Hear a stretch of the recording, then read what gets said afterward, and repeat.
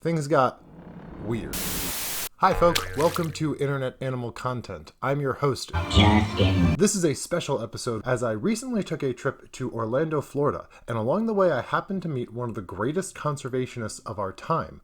But be prepared, what I found was shocking.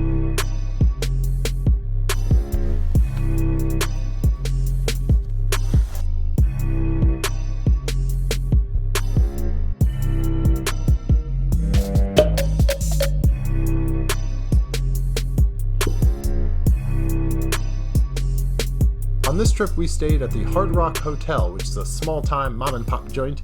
After we checked into our hotel room, we headed to where all great conservationists I think can be found, Universal Studios, where I immediately started running the wrong way. Once we got inside, my girlfriend and I headed to probably the most influential ride of our time, and that's, of course, the Fast and the Furious ride.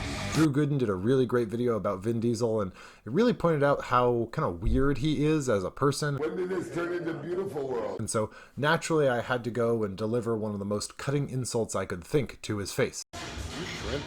He seems like the kind of person that's really vain about that kind of thing. I stand short kings, but I thought that would get under his skin pretty badly. My girlfriend, however, was not a fan. I don't want to spend too much time reviewing each individual ride, but I do want to talk about this one-line delivery in Fast and the Furious. Yeah, don't worry. Lucky for you, our whole family will protect you.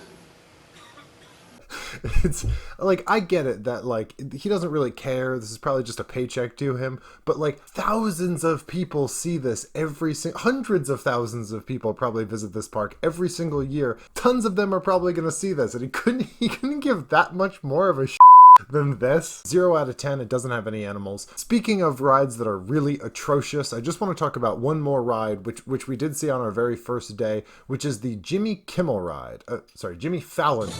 I should have known something was wrong when we were in the pre-show. The applause sign was flashing, and not a single person in there was interested in clapping. But what followed made me sick. From motion sickness. It was a really bad screen ride, and Jimmy Fallon's characters are not funny. The whole thing was pretty unpleasant, but maybe that's just my taste. 0 out of 10, there was some animals, but it was stupid. On our second day, I decided to do a little bit more sleuthing. I had a feeling that there was something to the park that we had yet to unlock, and after 45 minutes of tapping on walls, I finally found the entrance to Diagon Alley, and you will never believe what animal was lurking. A dragon? Yeah, you guessed that. You've been there. Yeah, it was a dragon. I did my best to try and talk to it, but I got very scared instead and peed a little bit.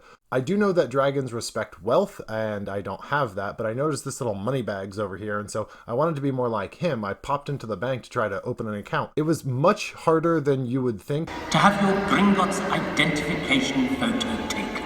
That's just around here. You have to tour the vault in order to get anywhere. I'll show our new clients the vault. In terms of a ride, I'd give it a 8 out of 10. In terms of a bank, 2 out of 10. That's not how you get...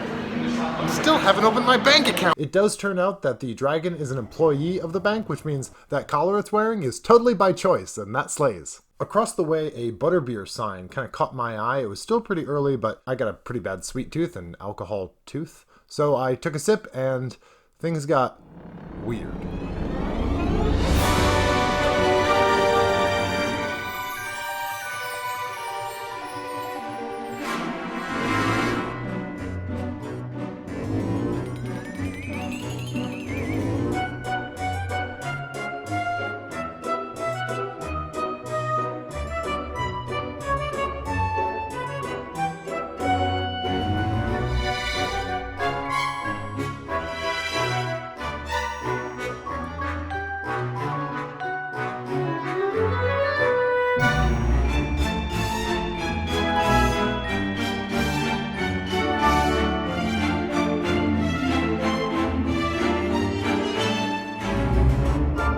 Somewhere along our revelry, we ended up stumbling on board of a train and ended up in Hogsmeade, which was awesome. I was very excited to be there, and this cute little conductor boy gave me the best compliment I've ever received. Massive leap over there. Well done. Thank you. We were off to the pub after that, where the revelry continued, and we found that the titular hog is actually very well cared for.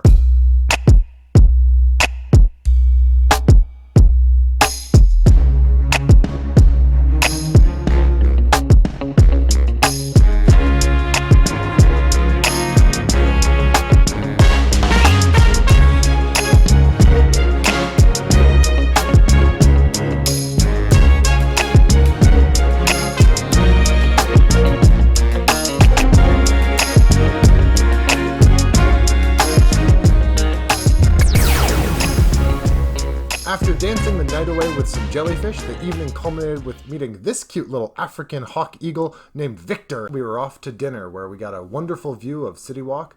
We got our photo at, of course, the tourist trap of a surfboard. Then we saw these little skeleton folk, and they were the ones who actually clued us in to the idea that there was a conservationist hidden somewhere in Universal Studios, which brings us to our final day. We set out on the final day, steadfast in our resolve to find this conservationist we had heard rumors about. Our spirits were almost immediately dashed when we saw this very offensive shirt to rats on this boy, and I was very upset. We ended up asking some locals for some directions, but that didn't help and we got thoroughly lost. Wandering through a water tunnel to watch some gods fight was very cool, but also not helpful and not where we were supposed to end up. Universal Studios has a state-of-the-art science park, but things immediately seemed off, at least to me. Doesn't seem right. The Science Center was pretty chill. I got to play trivia against my girlfriend and identify what was inside of an egg, but in the end, we didn't find the conservationist we were looking for. But as we left, we saw that there was a big line to meet somebody. All right, hold on to your butts. So we hopped into it. Turns out that line was to meet a velociraptor, which was really cool, and I was really into it. Probably I was too into it. It was a little weird, and she said some fucked up things to me. We were certain we were getting close, and as we rounded the corner, sure enough, ahead of us, we saw him. The Lorax himself was actually at Universal Studios. Now, the Lorax is, of course, an icon in conservation, but guys, he does not look good. He looks sickly and pale. He is not being taken care of, and I was very upset. I took my complaints to a main office and tried to lodge them, but I'm certain that they were home, but they ignored my constant knocks and pleas for attention. So I rebelled. I did what any sane person would do. I tried to release a captive shark back into the waters, but it turned out that I'm pretty sure he was a murderer. I saw off in the water that some ducks had been stranded. One of them looked like it was not doing well at all, so I did my best to hijack a submarine that they had and send it out, but I think I sent torpedoes instead. All I know is that security at this point escorted us out of the park. We got right on our flight after that, where the airline pumped in toxic gas, sending us right to sleep.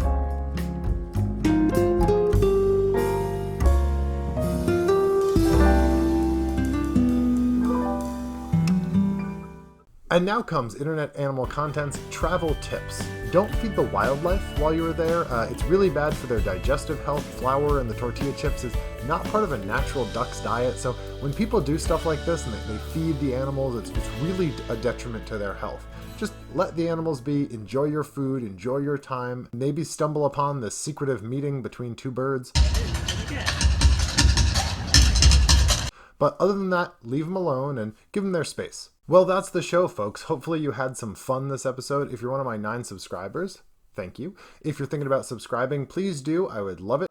Hopefully I will see you next time where I dress as a troll, hide under a bridge, and I ask people riddles, but they just drive away and they don't talk to me. Bye. There's a whole mural on the side of the Starbucks about hands touching our food as it transports through, and I suppose it's supposed to make us feel connected, but it made me just feel very uncomfortable. I got to get my photo with the Phantom sign, and I still have the Phantom ring available when you saw the movie in theaters. That's how big of a Phantom fan I am. Lucky for you, your whole family will protect you. Big hugs in a minute. I'm doing a live. This is live, and we're finding the integrity. I'll give you big hugs in a second. I'm doing a live here, and so this is a live, and on lives, we're live.